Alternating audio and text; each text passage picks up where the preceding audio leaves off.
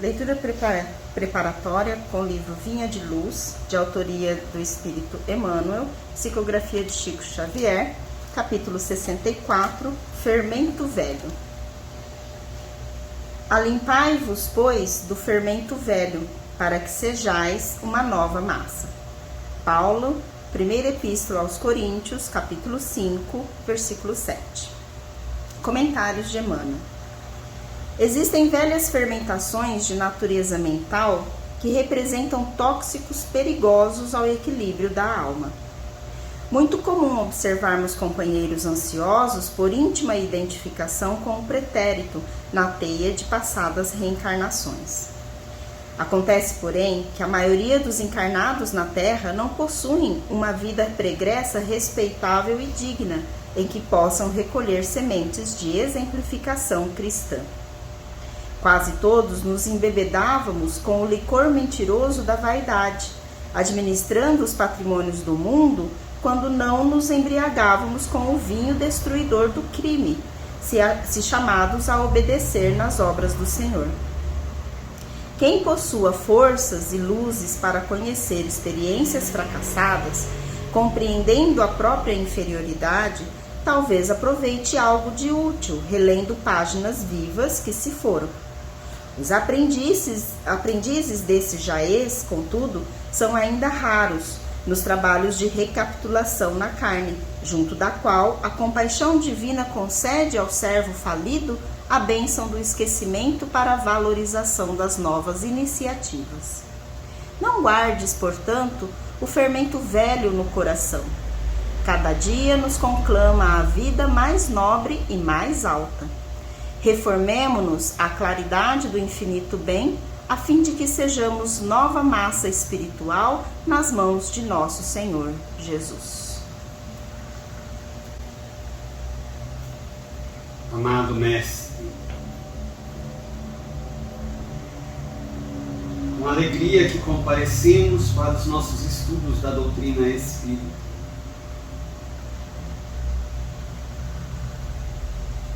e a Ti agradecemos por esta oportunidade.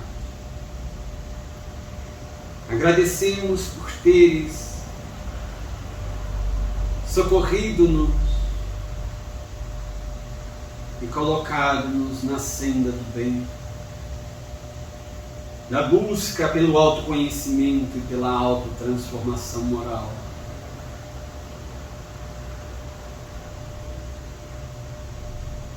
Sem Ti, sem o Teu auxílio misericordioso, estaríamos de certo ainda entregues a tanto desbarates, as loucuras e a profunda flutuação. Permite, Mestre, que os bons espíritos assistam-nos nesta tarefa, abençoando-nos com as suas inspirações, as suas boas energias. Mas também a Ti rogamos, Senhor, em favor de nossos irmãos, que ainda não se decidiram pela busca da verdade, não tiveram ainda a vontade firme de buscarem a Ti para seguir-te os passos. Abençoa-os, para que mais rapidamente eles possam ter a consciência despertada e sentirem a necessidade premente de a Ti seguirem. Senhor Jesus, muito obrigado por tudo. Ser bendito e louvado hoje e sempre. Que assim seja.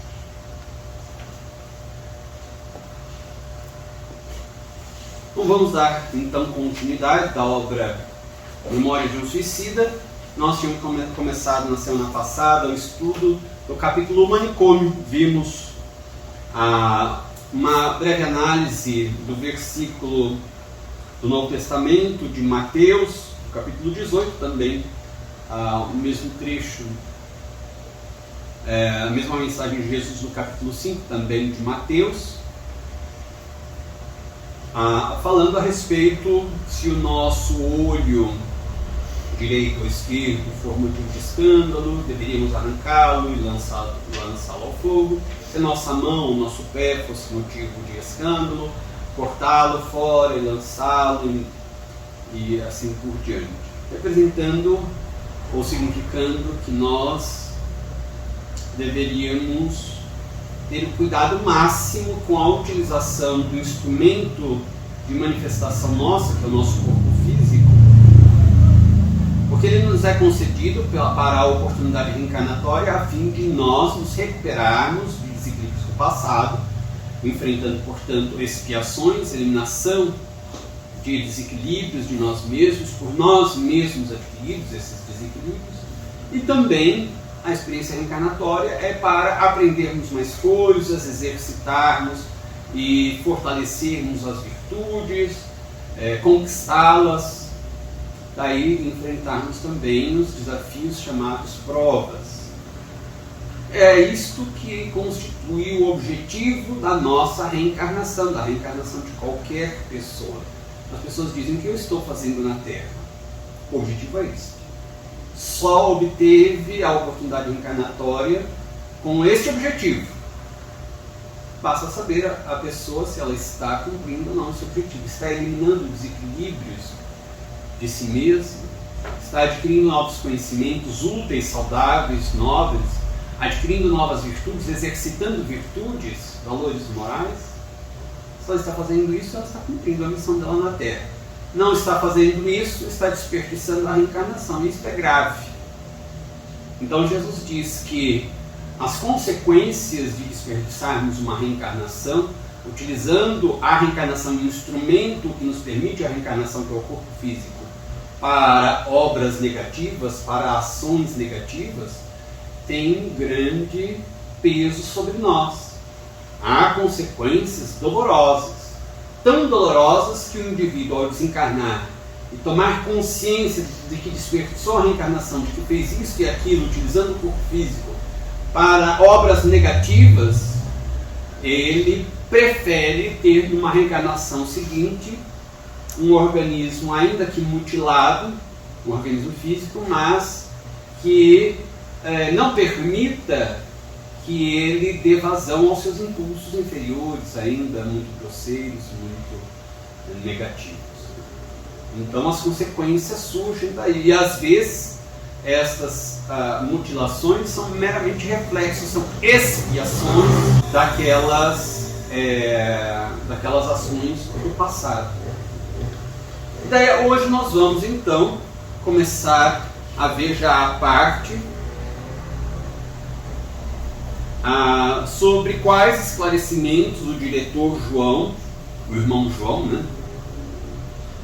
deu a respeito dos pacientes internados no manicômio, quais prejuízos, também vamos verificar quais prejuízos poderiam advir da presença daqueles suicidas que estavam no manicômio, ou seja, aqueles que estavam já assim, até mesmo tão perturbados que nem mesmo condições de raciocinar tinham, de tal a perturbação. Então, quais seriam os prejuízos que poderiam surgir da presença destes suicidas, da condição daqueles que estavam no manicômio, junto a encarnados e desencarnados? Também vamos verificar o que o diretor explicou mais detalhadamente sobre os grandes riscos da presença de um paciente do manicômio junto de adultos e crianças encarnados. Então, neste parágrafo, ele começa dizendo assim, antes de ele explicar mais coisas sobre aqueles pacientes internados no manicômio, que ele gostaria de deixar claro que eles não eram agressivos, violentos e perigosos. E daí ele faz a comparação. Quando ele diz não são agressivos, violentos e perigosos, comparando com os pacientes internados em manicômios na Terra, os encarnados. Ele diz, aqueles que normalmente estão hoje nós chamamos de hospitais psiquiátricos, clínicas psiquiátricas, que são considerados loucos, hoje com uma nomenclatura, há uma variedade enorme de designações e classificações de transtornos, doenças psiquiátricas, né? Antigamente elas estavam quase todas reunidas num quadro de loucura e de classificação de loucura. Mas ele dizia, na Terra, normalmente esses que estão com um quadro de loucura, eles muitas vezes são agressivos, né? Às vezes precisam ser amarrados, colocados separadamente, porque podem agredir fisicamente, podem xingar, insultar, dependendo do tipo, né, do grau de loucura. Ele falou, esses não. Esses ficavam andando, às vezes muitos deles com o olhar perdido. Mas havia um perigo ainda maior para estes, com relação a estes do manicômio da colônia Maria de Nazaré. E ele vai explicar quais os riscos e perigos de aqueles espíritos que estavam ali segregados, ali, né, separados dos demais no manicômio, porque eles eram separados dos demais, os riscos de eles permanecerem junto dos demais, os riscos de permanecerem junto de encarnados, os riscos de permanecerem junto a crianças encarnadas. Por isso que inclusive há aquele serviço da Legião de Maria de Nazaré, buscando os que cometeram suicídio e que estão ainda na crosta da terra, para não permitir que eles permaneçam deambulando na crosta, entrem em casas, porque há possíveis prejuízos grandiosos para os encarnados. Então eles recolhem e levam um lugar onde eles podem já iniciar no Vale dos Suicidas a recuperação deles, sem apresentar risco para os encarnados. Ele diz assim, meus pupilos são inofensivos, como entidades anormalizadas pelo sofrimento, ou seja, estão fora da condição normal, natural, em razão do sofrimento atroz que sofrem, mas são inofensivas. E ele vai explicar o que ele quer dizer com isso. Alguns existem ainda em estado de alucinação, outros imersos em prostração impressionante, a requisitarem de nossos cuidados zelos especiais, conforme vereis. Digo, porém, que são inofensivos, tomando por base um louco da terra, pois os meus pobres pupilos não agravariam com quem, ou seja, não ofenderiam, né, agravar aqui no sentido de ofender, não ofenderiam quem quer que fosse com sentimento. Não agrediriam, não atacariam, como geralmente acontece com os loucos dos manicômios terrenos. Todavia, daí vai falar dos riscos que eles podem oferecer à comunidade. São portadores dos mais nefandos, ou seja, abomináveis, perversos perigos. Não só para homens encarnados, mas até para espíritos não ainda imunizados pelas atitudes mentais sadias e vigorosas. Espíritos que já estão com um excelente equilíbrio, já estão numa condição espiritual muito melhor, que têm domínio sobre a própria mente, enfim, estes já estão imunizados pela própria irradiação, pelo próprio equilíbrio, pelas habilidades espirituais que já conquistaram. Mas, considerando a humanidade da Terra, a maior parte dos espíritos, ou seja, dos seres desencarnados, das pessoas desencarnadas que compõem a população vinculada ao planeta Terra, a maioria não está nessa condição superior de equilíbrio, de domínio de si mesmo, domínio da mente. Então, não podemos dizer com tranquilidade que a maioria sofreria grandes prejuízos em contato com esses espíritos suicidas nesta condição aqui daqueles que estavam internados no manicômio. Então havia prejuízos, poderia haver prejuízos graves para os desencarnados, que não estivessem em uma condição muito melhor, e para os encarnados também.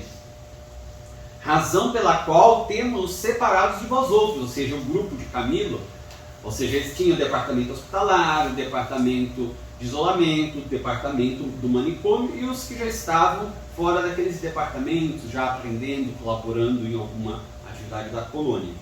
Os que estavam em piores condições eram levados para o manicômio.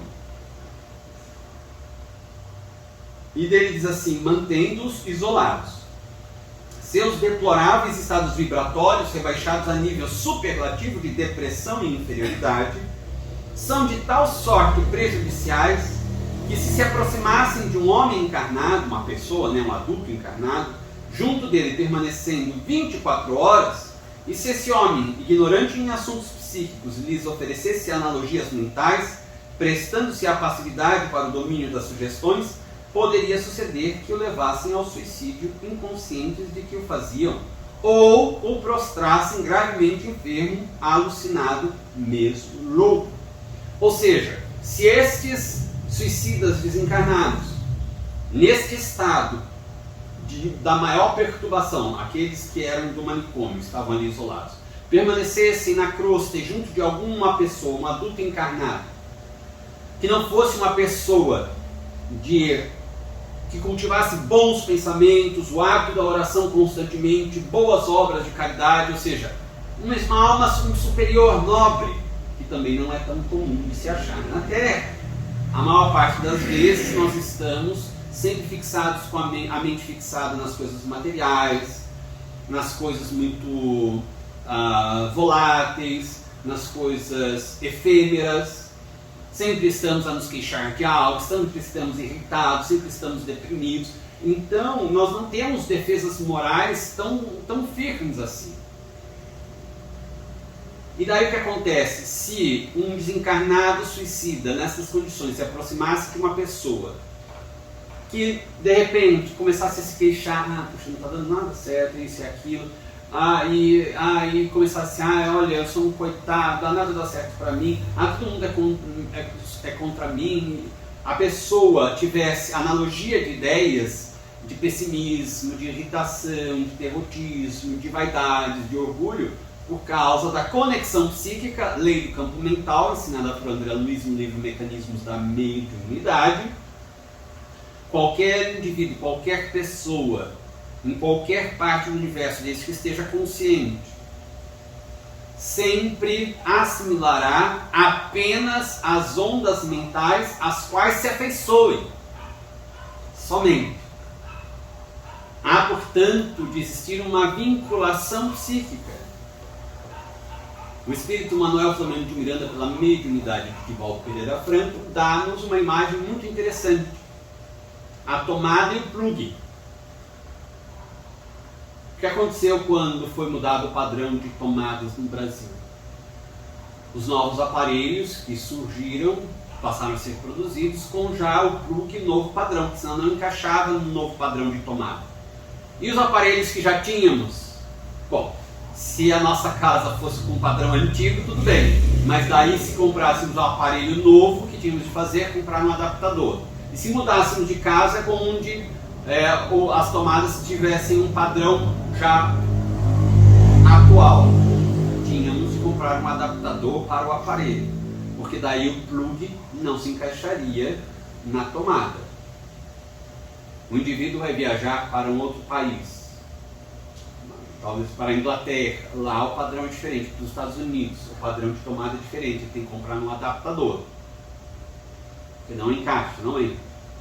E é essa a ideia que Manuel Filomeno de Miranda nos dá, dizendo que se o padrão vibratório do espírito é um, é como se o plug tivesse um padrão de 3 pontas, 3 pinos, um pino chato, dependendo do país.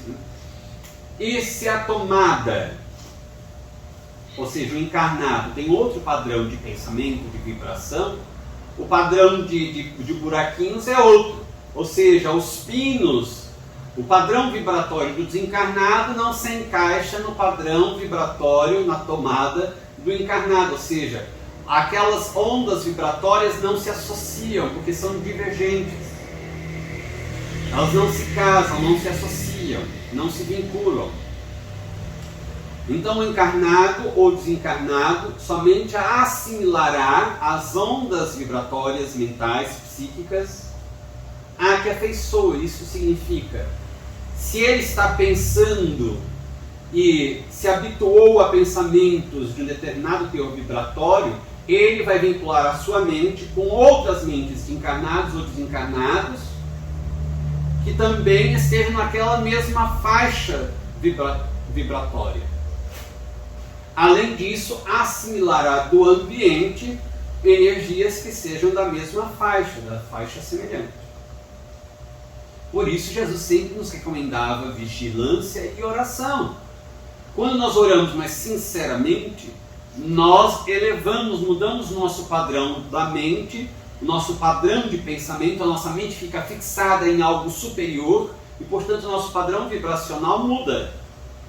Passamos a sintonizar com mentes que estejam vibrando ou irradiando ondas mentais daquele padrão. E passamos a assimilar energias daquele padrão superior. Nós desfazemos conexões inferiores e fazemos novas conexões num padrão superior. Desconectamos a nossa mente de mentes inferiores e conectamos a nossa mente a mentes superiores. Então, considerando que a maioria das pessoas na Terra, dos encarnados, não toma conhecimento disso, e quando toma conhecimento dessa realidade, despreza esse conhecimento e vive a vidinha comum sem observar no dia a dia, eu sou espírita, mas o meu espiritismo é por dia, uma vez por semana, que eu vou assistir palestra e tomar o passe. De preferência, nem prestar atenção na palestra, só para tomar o passe. Assim eles, os benfeitores, fazem um descarrego em mim, né? Tiram os obsessores de mim. O que adianta? Se é a mente dele que se associa a obsessores, deliberadamente, se eu estabeleço um padrão de pensamentos para mim, e me fixo naquele padrão de pensamentos, significa que eu estou escolhendo as minhas companhias espirituais. Ninguém se engane. Os benfeitores irão lá conversar com os espíritos inferiores. O que vocês estão fazendo aqui? Nada. Ele que nos chama. Porque se nós pensamos e criamos uma onda vibratória, aquela onda vibratória funciona como imã. E aqueles que estiverem no mesmo padrão são atraídos. Então, considerando tudo isso, imaginemos o trabalho enorme, gigante e de extrema misericórdia, porque existe a lei do campo mental, é uma lei da natureza. Deus poderia simplesmente dizer assim, olha, eu criei leis, as leis são perfeitas, eu já mandei essas leis, o conhecimento dessas leis 1000 vezes para as pessoas, se elas não querem seguir, azar delas. Mas é assim que Deus age? Não. Eu mandei 1000 vezes, vou continuar mandando milhões de vezes. E vou ajudar as pessoas, mesmo elas insistindo no erro. Daí então o que acontece? Os benfeitores tiram estes espíritos, porque se estes espíritos suicidas, nesta condição de perturbação, permanecessem junto de um adulto encarnado por 24 horas, apenas 24 horas, ele diz assim, se este adulto estiver nesta condição de pensamentos, resta saber quais adultos dos 8 bilhões de seres humanos encarnados na Terra não estão nessas condições de pensamento atualmente. As conversas mais comuns na atualidade é qual remédio você está usando para dormir. Está fazendo bem? Porque o meu já estou na 20 miligramas, isso, mas não está resolvendo nada, eu acho que eu vou mudar para o seu. O seu está bem? Qual a combinação?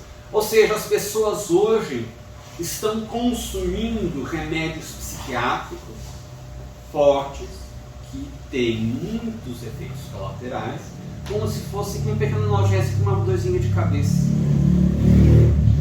Comentando isso com a maior naturalidade. Eu vou tomar também do seu, eu vou tomar, é como se tivesse assim, qual que você está tomando? É suco de laranja? É suco do que? Eu vou experimentar o seu também, porque eu quero ver se eu gosto. Então, considerando isso, as pessoas que teriam condições de não serem afetadas por essas vibrações e não terem as consequências aqui descritas, seriam exceções. Imaginemos com a quantidade de suicidas, e muitos certamente estariam nessa condição mais drástica, mais triste, mais perturbadora. Imaginemos quantos outros mais não se suicidariam em razão destas influências. Porque ele diz assim: ou cairia completamente prostrado na cama, podendo mesmo ficar louco. Quando ele diz louco, é a classificação psiquiátrica que existia na época. Ficar com algum transtorno psiquiátrico gravíssimo. Ou então ele cometeria suicídio. E olha, notemos a situação. O desencarnado suicida nem se daria conta de que isso estava acontecendo. Não seria um ato, eu vou levar esse indivíduo ao suicídio.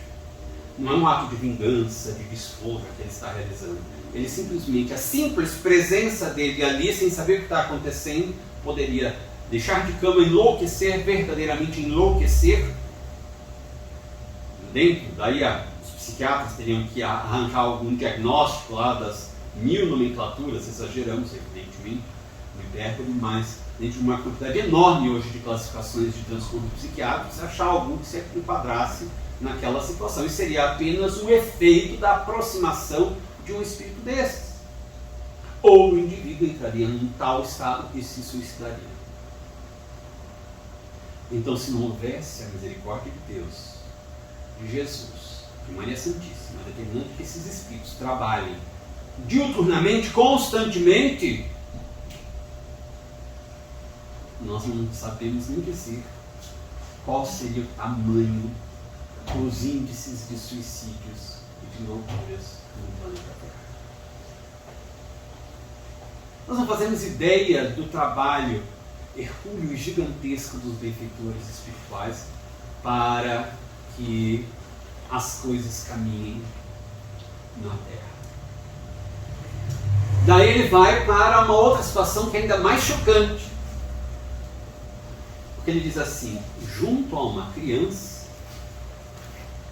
a presença de um indivíduo desses poderia matá-la de um mal súbito.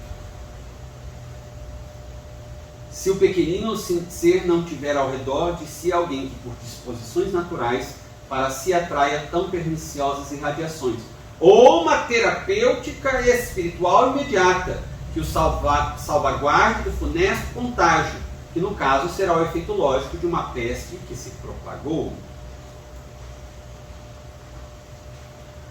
Aqui é importante que nós façamos uma consideração, porque assim, mas Deus então, como que isso? Deus permitiria uma criança inocente?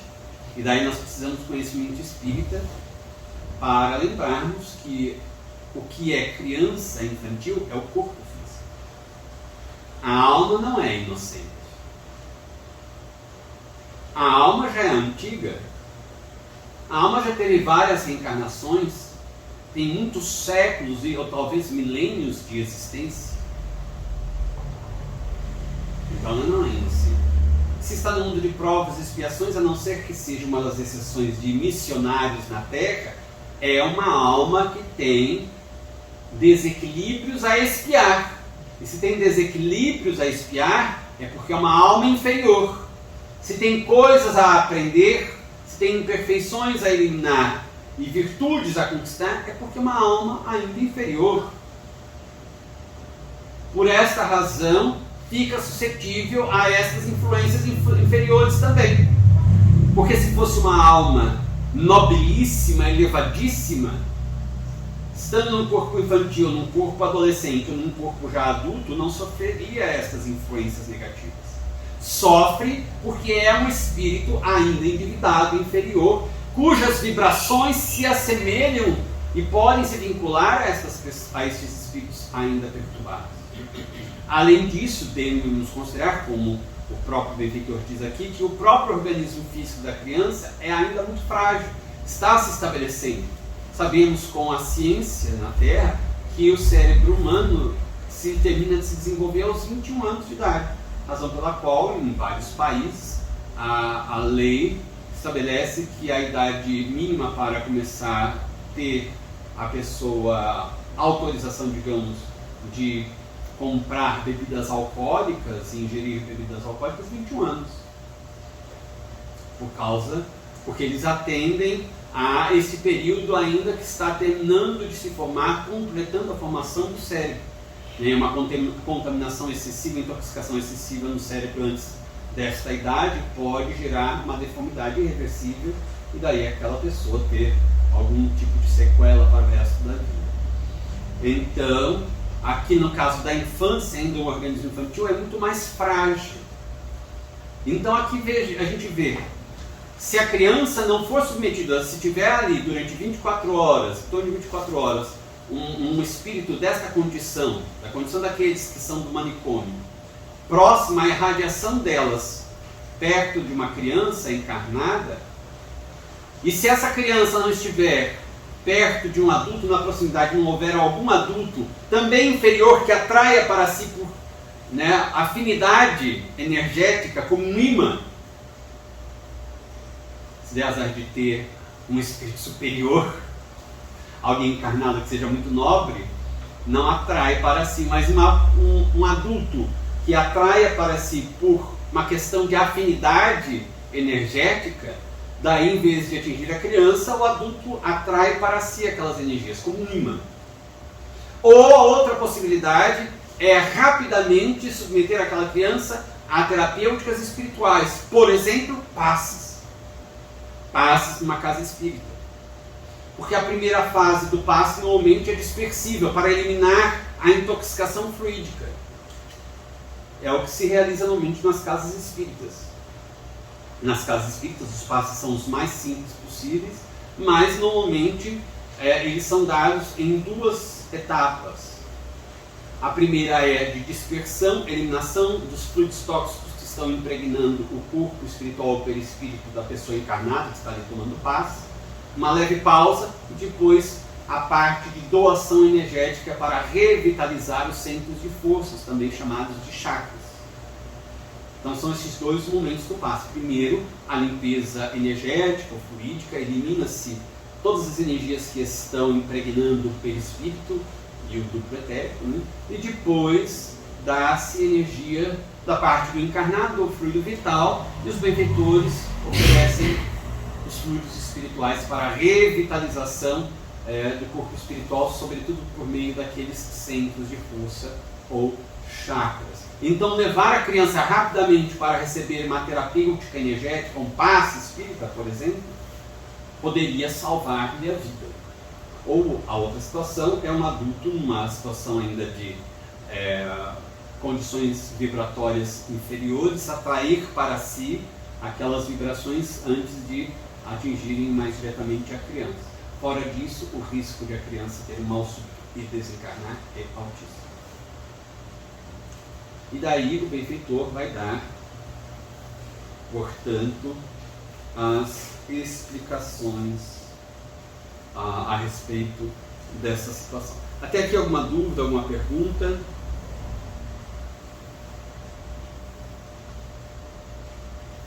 Bom, na sequência, Belarmino fica completamente indignado, sobretudo porque mexeu com criança, a gente já fica mais indignado, a gente fica mais chocado. Qualquer assunto negativo que envolva crianças, o nosso choque normalmente é maior. Sobretudo porque a gente tem a ideia ainda fixa de que criança é inocente, criança é pura, e a gente se esquece que a criança é um espírito reencarnado, com débitos, com necessidade de passar por provas e também expiações. Então, diante desta colocação do irmão José, Belarmino fica surpreso, indignado e faz uma pergunta. Como que a lei divina permitia aqueles acontecimentos prejudiciais aos encarnados? E daí a gente vai ver a resposta do diretor João. Também verificaremos o que ele comentou sobre a frequência daquelas ocorrências, sobre a lei de responsabilidade individual e coletiva, sobre a lei de afinidades, sobre a fragilidade e impressionabilidade das crianças, sobre a questão da invigilância dos seres humanos, sobre o livre-arbítrio, sobre o afastamento da ideia de Deus e sobre a higienização mental. E ele diz assim: a lei da divina providência, meu filho, estatuiu e preconizou o bem, assim como o belo. Quem já leu algo do período clássico da humanidade, da história do período clássico, o pensamento, tanto da Grécia, na Grécia quanto em Roma, era o mesmo. Dois valores essenciais: o bem e o belo. Depois nós tivemos um certo período da história, da filosofia, das artes, política, enfim. Daí tivemos mais para frente uma tentativa de resgate dos valores do classicismo, período clássico. Então, nós vimos aqui o início da explicação do diretor irmão João, que Deus instituiu esses dois grandes valores primordiais, né, que devem nortear a nossa busca. O bem, no bem está aí incluído o amor, a caridade. Para nós realizarmos o bem, a caridade, nós precisamos nos desvencilhar do orgulho, do egoísmo. E o belo, a questão da harmonia. Hoje em dia as pessoas dizem assim: a questão da beleza é subjetiva. Não é não. É mais fácil dizer que é subjetiva, né? Porque daí até o feio a gente diz é subjetivo, então é bonito. O valor do belo, se voltarmos lá aos grandes sábios da antiguidade clássica, o valor do belo não é subjetivo, não. O valor do belo está na lei divina. O belo tem a ver com a harmonia. Se pegarmos Pitágoras, ele vai falar de uma nota constante do universo, do som universal, da música universal, da música celeste. Uma nota harmônica que fica constantemente sendo tocada. Ele chamava da música das esferas. Platão, na República, na sua obra A República, ele fala da música na República ideal, ou seja, numa comunidade de espíritos evoluídos, a música é sinônimo de harmonia. E ele dizia: reconhece-se um bom administrador público, no caso, um bom líder, dirigente de uma república, de uma nação, pela música que ele oferece ao povo. Reconhecemos o nível de uma comunidade pela música que essa comunidade aprecia. Mas nós já entendemos o nível da humanidade na Terra, não é? O que é a harmonia? Se perguntarmos para um músico, me tire algumas harmonias musicais. E ele vai dizer: não, isso aí não está na harmonia porque não tem as notas certas.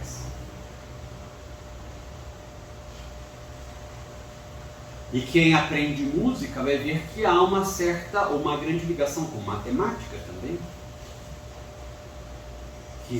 que fala-nos de uma precisão, de uma harmonia, de algo muito preciso. Portanto, na música harmônica há uma precisão. Uma precisão. Nós temos sons harmônicos, sons dissonantes. A harmonia. Se pegarmos as flores, há uma proporção áurea em tudo. Não sei se já tiveram a oportunidade de ler sobre isso, uma proporção áurea. Isso está na natureza. nas flores, na quantidade de pétalas, na forma delas, há uma proporção áurea de ouro. Os que destoam, são dissonantes, desarmônicos, somos nós, os espíritos, as almas, as pessoas. Mas que estamos nos reconstruindo, retornando para a harmonia. A lei de Deus não está na nossa consciência, não é uma lei de equilíbrio, de harmonia? Quando ele fala assim, o cosmo, o que significa a palavra cosmo? Harmonia, equilíbrio. Então, o belo tem a ver com harmonia, equilíbrio. Se é assim, então não pode ser subjetivo. Que não seria também subjetivo. A lei de Deus está na minha consciência. É uma lei subjetiva. Eu acho que eu já estou equilibrado. Meu psiquiatra, meu psicólogo disseram que não. Mas como é subjetivo, eu já vou me dar alta, porque eu estou dentro da minha subjetividade equilibrado. Então, o belo também não é subjetivo. O belo é alguma coisa que nós estamos buscando, construindo, elaborando aos poucos. São estes dois valores, porque nos desvinculamos deles, nos afastamos deles, é que nós estamos nesta condição dolorosa na vida física ou na vida espiritual, na nossa condição evolutiva. Então, Deus estabeleceu o bem e o belo. São padrões supremos para a harmonia em todos os setores do universo. Só estão infelizes quem se afastaram, ou os que se afastaram do bem e do belo. Nós. Também bastante gente por aí. E em outros planetas também. Todos estes que nos afastamos do bem e do belo, nós estamos desequilibrados, perturbados, portanto sofrendo, para que esse sofrimento nos mostre como é ruim estar longe do bem e do belo e nos faça desejar ardentemente o bem e o belo. Daí a gente começa a trabalhar na nossa recuperação. Distanciando-se desse magnífico princípio, trilha evolutiva incorruptível, o homem responsabilizar-se-á por toda a desarmonia em que se reconhecer enredado, a cada um segundo as próprias obras, disse Jesus. Tais casos, como os de que tratamos, têm possibilidade de se verificar e são resultantes de infrações cometidas pelos nossos estados de imperfeição, prejuízos desagradáveis e constantes da interioridade do planeta em que se dão. Convém notificar, porém, que não estou afirmando que tais casos sejam frequentes, mas que poderão acontecer, tem mesmo acontecido. E assim acontecerá quando exista semelhança de tendências, afinidades entre as duas partes, ou seja, entre o desencarnado e o encarnado. Lei de afinidades, lei do campo mental. Portanto, não significa que acontece toda hora, o tempo todo, a todo instante, mas acontece com certa frequência. Não é exageradamente, mas acontece, pode acontecer. E só acontece porque nós somos espíritos inferiores, estamos na faixa vibratória deles. Se tivéssemos feito algum esforço, ou se fizermos algum esforço para entrarmos numa outra faixa de vivência superior, já saímos da possibilidade de sofrermos esse tipo de prejuízo. Mesmo que exista um espírito que cometeu suicídio perto de nós e nessa condição de extremo desequilíbrio.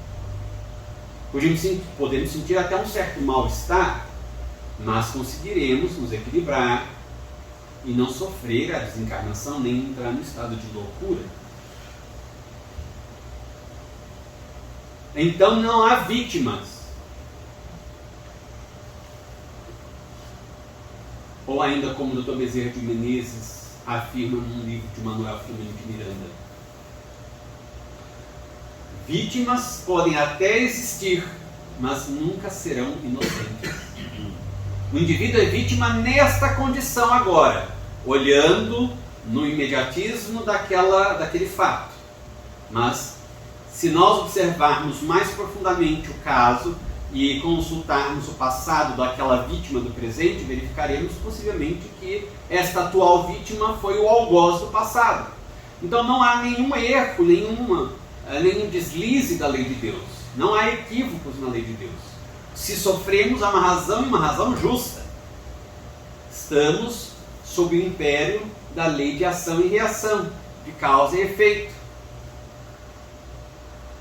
Então, aquele que talvez sofra esse tipo de prejuízo, entrando em um estado de loucura ou cometendo suicídio, não era uma pessoa absolutamente vítima, uma absoluta vítima.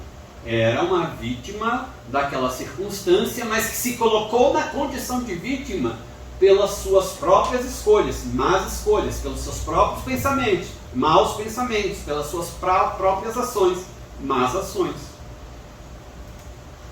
Pensasse melhor, agisse melhor, fizesse melhores escolhas, não estaria nessas condições.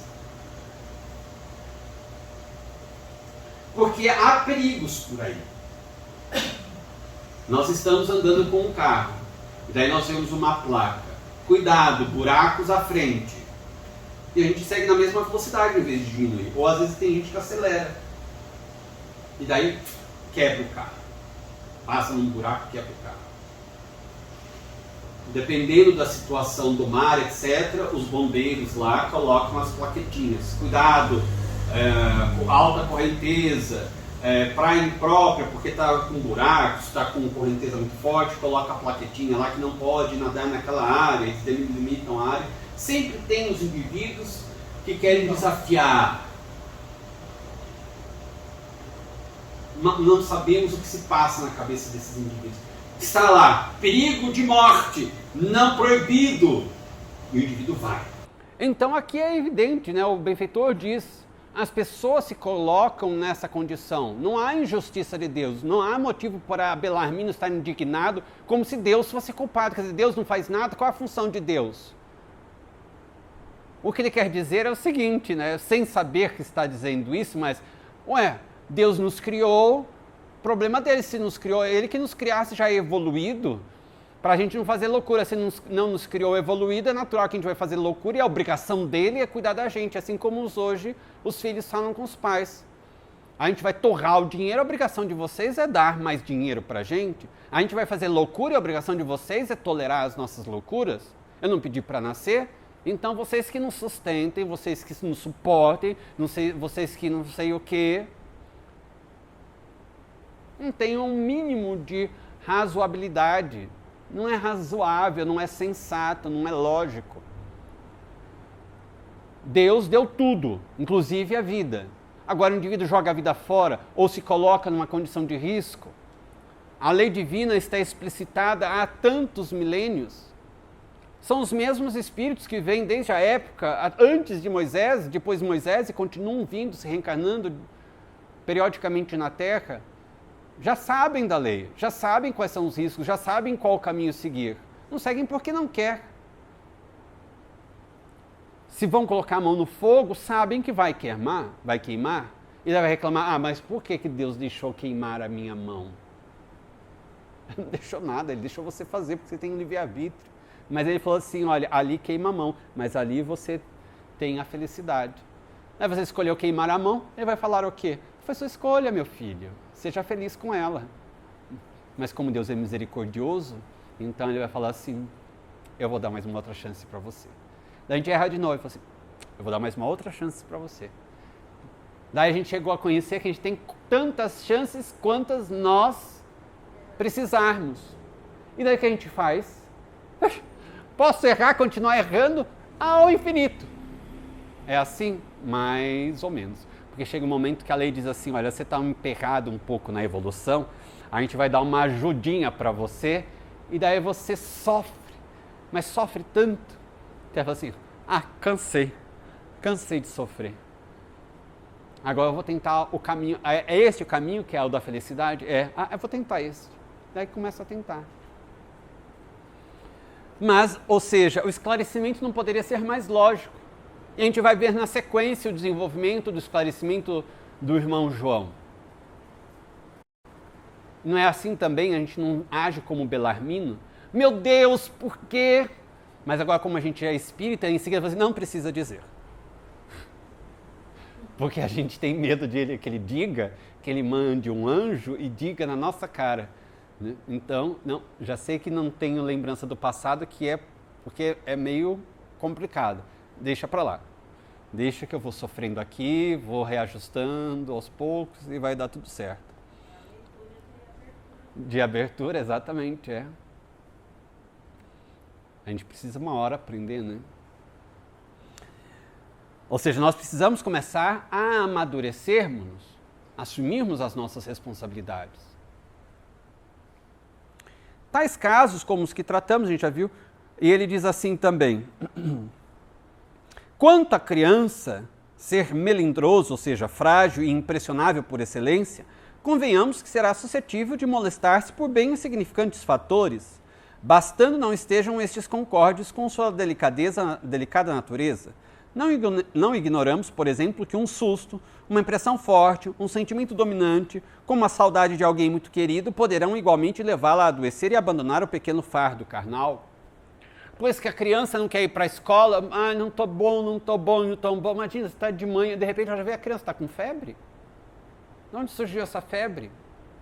Pode ter sido contaminado em algum lugar, mas a fixação da mente da criança, o corpo ainda é tão frágil que a fixação da ideia, veja, por isso que a gente já logo identifica que é um espírito inferior, porque está se eximindo de uma obrigação, de um dever, de uma disciplina. Os espíritos superiores são disciplinados, amam o dever.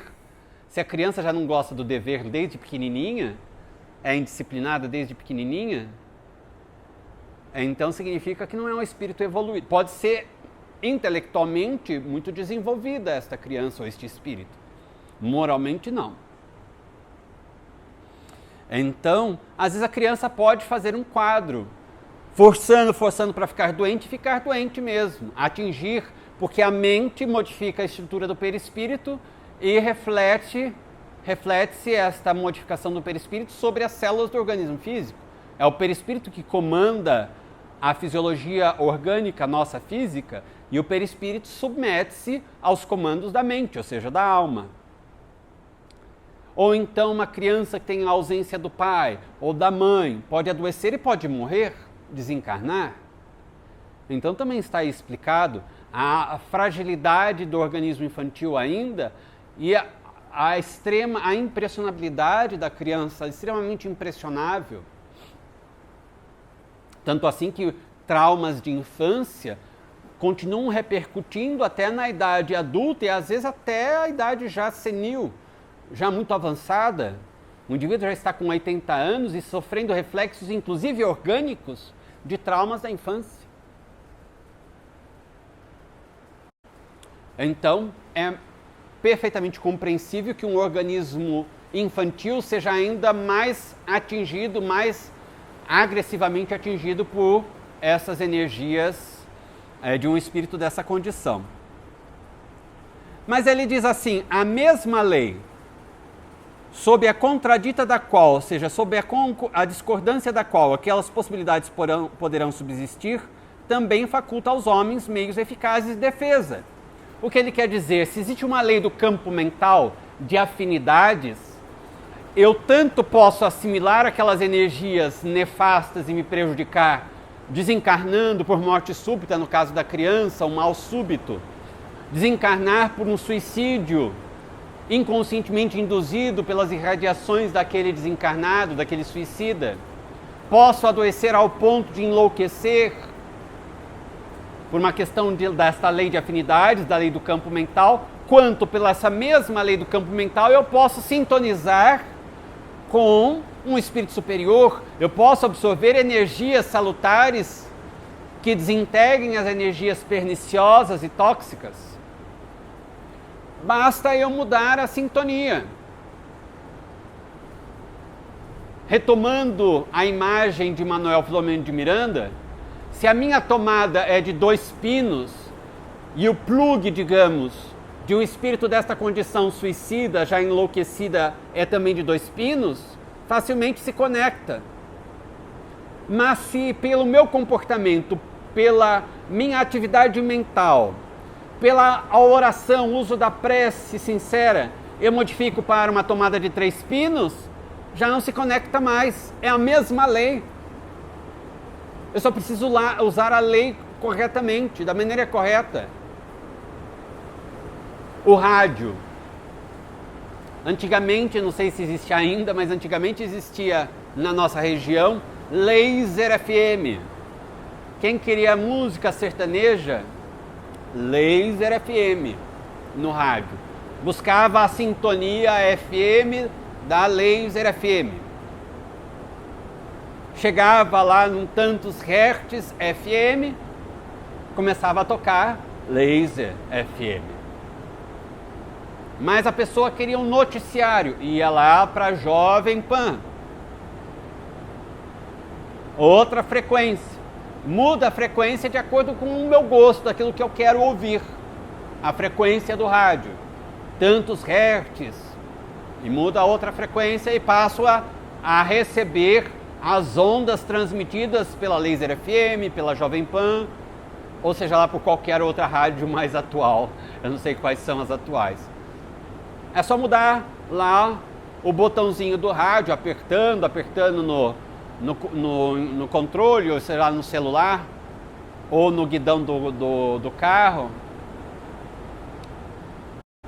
Basta nós mudarmos a nossa sintonia pela oração, pelo um bom pensamento, pela uma boa ação, estamos fora da ação, da sintonia desses espíritos inferiores. É a mesma lei. A lei existe. Como nós estamos usando esta lei? Agora vejamos, nós somos espíritas, conhecemos esta lei. No dia a dia nós estamos sempre prestando atenção nesta lei? Quantas vezes estamos sintonizando com mentes perturbadas? Imaginemos uma sala de bate-papo. Antigamente, tudo antigamente, porque eu não me lembro, eu não sei da atualidade. Mas antigamente no UOL tinha as salas de bate-papo. Talvez ainda tenha. Daí a pessoa entrava lá, salas de bate-papo, e daí escolhia salas de bate-papo de juventude, salas de bate-papo de amantes do rock, sala de bate-papo de amantes da natureza, sala de bate-papo de pessoas solteiras buscando companhia, e assim por diante. Tinha dezenas de assuntos, de interesses, cada um olhava lá, quero essa, olhava lá, quero essa. E entrava, de acordo com os interesses. O que acontece hoje, ou sempre, de acordo com a lei do campo mental, quando eu penso em algo, é como se eu, deliberadamente, por livre e espontânea vontade, entrasse numa sala de bate-papo. Enfim, quando nós então temos um pensamento, é como se nós estivéssemos, por livre e espontânea vontade, acessando uma sala de bate-papo. Qual será esta sala? A equivalente ao teor do nosso pensamento. Então, significa que nós deliberadamente acessamos uma sala de bate-papo condizente com o nosso teor mental, com aquilo que pensamos. Um pensamento edificante, uma sala de bate-papo edificante, de assuntos edificantes. Um pensamento perturbador, uma sala de bate-papo de perturbações. Em outras palavras, quando pensamos, temos uma ideia, a nossa mente se vincula imediatamente a outras mentes de encarnados e desencarnados que estejam pensando dentro daquela mesma frequência, naqueles mesmos assuntos. As nossas mentes estão interconectadas. Ademais, há fluidos ambientes de diferentes tipos, diferentes estados vibratórios. Nós passaremos a assimilar aqueles condizentes com a nossa atividade mental. Além disso, estaremos emitindo fluidos e ondas mentais daquele teor vibratório condizente ao nosso pensamento. E as outras pessoas que estejam na mesma faixa absorverão os fluidos nossos. Então é uma dinâmica extraordinária para o bem e para o mal. O indivíduo que esteja quietinho, o que você tem? Nada, deixa eu aqui no meu canto, estou quieto no meu canto. Não, olha, não vou deixar você quieto no seu canto, porque com a sua cara você está emitindo ondas vibratórias perturbadoras, pestilenciais e tóxicas e está intoxicando todo o ambiente onde eu também moro. Então você não tem esse direito. Trate de recompor-se para não intoxicar o ambiente onde eu e as outras pessoas também vivemos. Não é interessante essa visão que o Espiritismo me dá? Ah, deixa eu quieto no meu canto. Eu tenho o direito de ficar no meu canto. De ficar no canto tem. De intoxicar o ambiente onde há outras pessoas, não. Veja que então os nossos direitos estão limitados. Porque se eu estou no meu canto, mas intoxicando todo o ambiente, eu estou prejudicando as outras pessoas e eu não tenho o direito de intoxicar, porque essas pessoas, se absorverem as minhas energias e adoecerem, eu sou o causador. Mamma mia, ou seja, quantas pessoas temos adoecido por causa das nossas ondas tóxicas? É bem verdade que elas estavam na frequência, mas se as ondas saíram de nós, somos os causadores.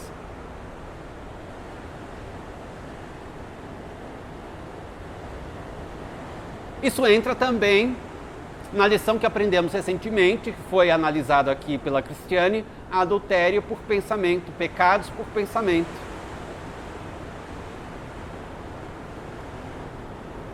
Se eu adultero alguma coisa por pensamento, se eu desvio, se eu desvirtuo o fluido universal, se eu desvirtuo e intoxico em razão dos meus pensamentos, eu estou prejudicando alguém pelo simples fato de pensar negativamente. Eu estou num mundo em que se preocupa com a ecologia, o meio ambiente e o meio ambiente psíquico. Eu não jogo papel de bala no chão, mas empesteio o ambiente com pensamentos tóxicos, com ondas vibratórias doentias. Então, aqui ele vai falar exatamente isso na sequência. A gente vai encerrar, então, para esta pergunta. Através da higienização mental, a gente faz todo dia higienização mental, a gente escova o dente, a gente toma banho, a gente passa perfume, a gente usa roupa limpa. E a higienização mental?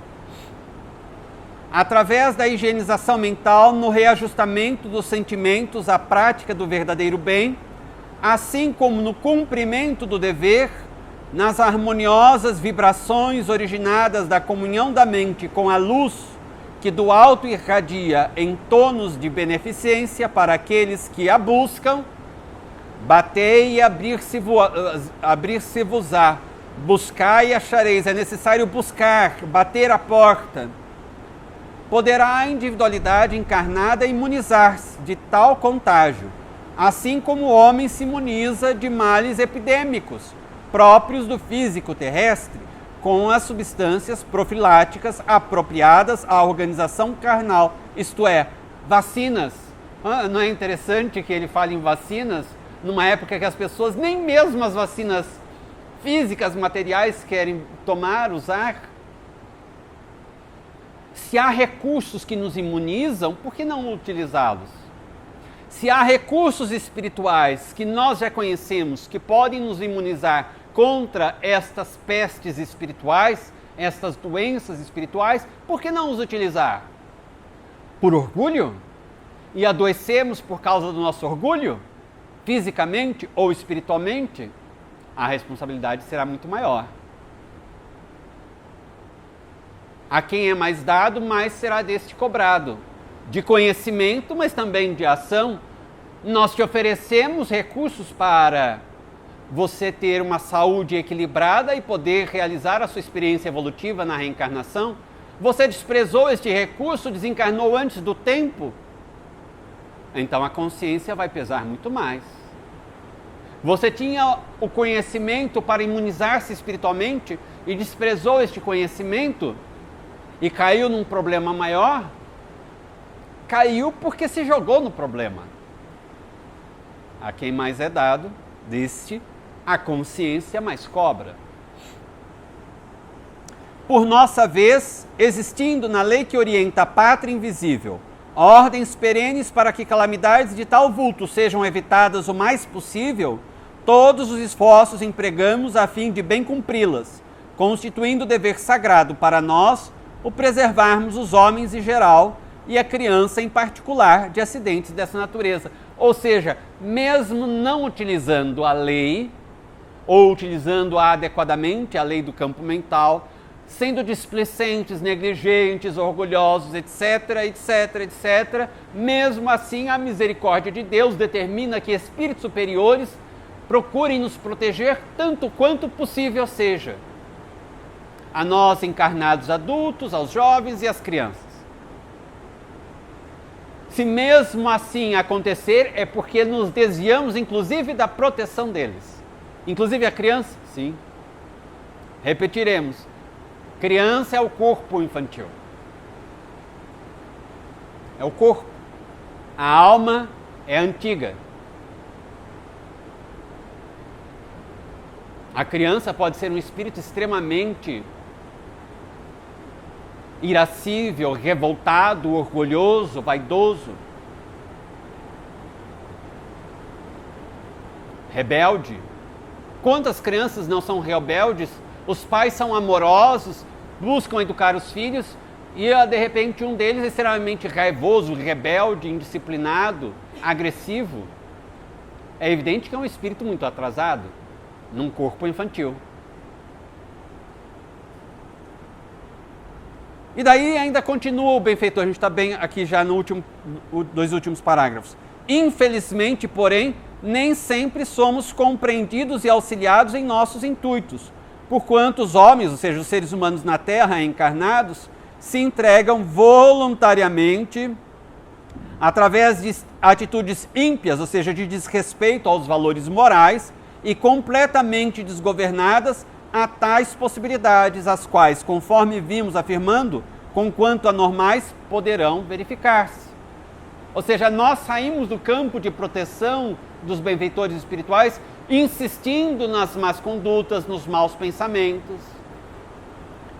Para aquele que se deixou vencer pelo assédio da entidade desencarnada, os males daí resultantes serão a consequência da invigilância, da inferioridade de costumes e sentimentos, do acervo de atitudes mentais subalternas, do alinhamento da ideia de Deus, em que se prefere estagnar, esquecido de que a ideia de Deus é um manancial inacessível e inalterável, a fornecer elementos imprescindíveis ao bem-estar, à vitória, em qualquer setor em que se movimente a criatura.